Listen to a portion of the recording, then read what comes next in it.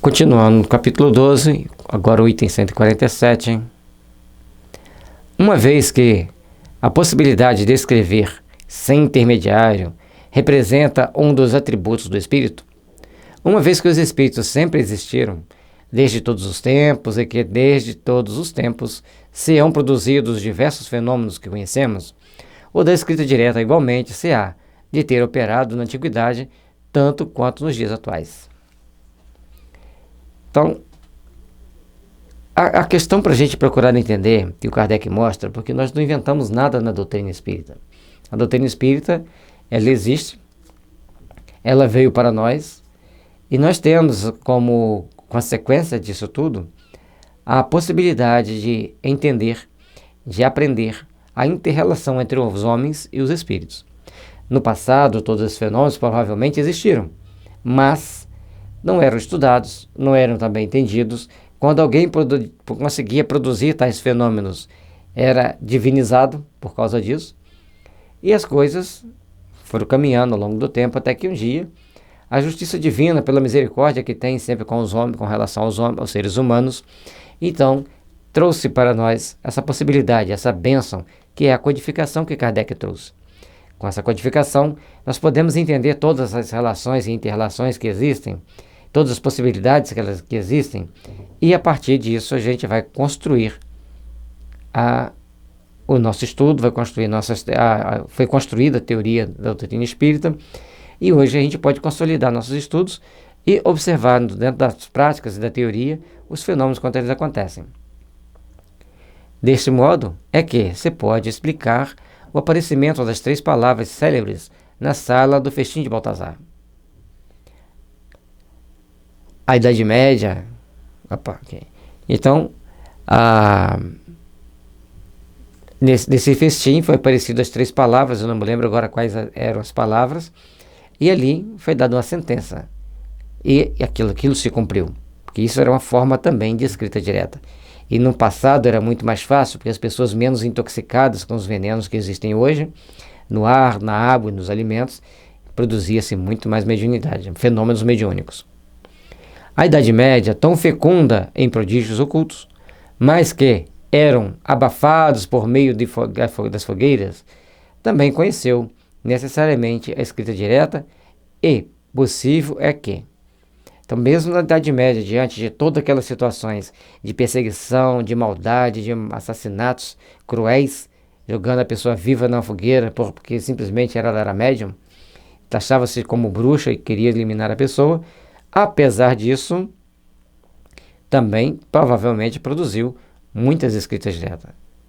Na teoria das modificações, porque os espíritos podem fazer a passar a matéria, teoria que desenvolvemos no capítulo 8, se encontre o fundamento da crença na transmutação dos metais. E aí está um fato. Se poderia transmutar os metais, porque os espíritos podem manipular a matéria, desde que tenha um médium que produza o fluido necessário para que aquilo aconteça, então se pode transmutar um metal, que no passado já existia sempre essa crença, as pessoas queriam produzir mais e mais transmutações de metais. E naquele momento ali, para produzir uma escrita, é muito mais simples. Todavia, quaisquer que tenham sido os resultados obtidos em diversas épocas, só depois de vulgarizadas as manifestações espíritas, foi que tomou a sério a questão da escrita direta. Então, enquanto não tinha-se o conhecimento da doutrina espírita, a escrita direta acontecia e as pessoas não levavam a sério. Às vezes nem prestavam atenção naquele fato. Após a doutrina espírita mostrar que existe a possibilidade, então as pessoas passaram a ter a atenção por aqueles fenômenos que aparentemente passavam desapercebidos por alguns e para outros apareciam com grande destaque. Ao que parece, o primeiro a torná-la conhecida estes últimos anos em Paris foi o barão de Goldenstube, que publicou sobre o assunto uma obra muito interessante, com grande número de facsímiles das escritas que obteve. Então, sempre tem um primeiro que vem à tona, um primeiro que divulga, e era interessante que a gente soubesse quais assuntos obtidos, né, porque ele fez várias delas, um grande número, e fez as cópias, depois passando para as pessoas. A realidade dos espíritos e de suas manifestações demonstrada mediante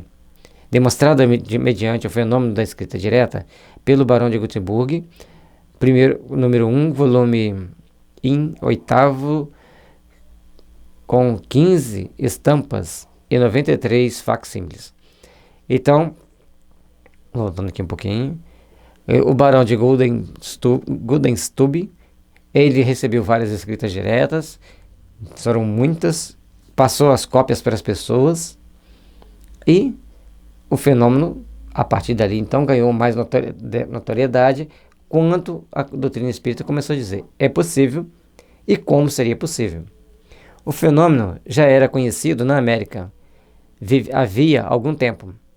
A posição social do Sr. Gutenberg, sua independência, a consideração de que goza nas mais elevadas rodas incontestavelmente, afastam toda suspeita de fraude intencional, porquanto nenhum motivo de interesse havia a que ele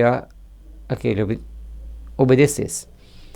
Então, ele coloca que a escrita direta já tinha acontecido na América, quando ele fala América, nos Estados Unidos, e depois o Gutenberg produz todas essas escritas, e ele era uma pessoa muito respeitada, ele não tinha interesse de querer aparecer, não tinha interesse de ganhar dinheiro com aquela situação, simplesmente as coisas aconteciam e ele resolveu divulgar pelo bem da humanidade, com certeza os conteúdos eram muito bons e muito importantes.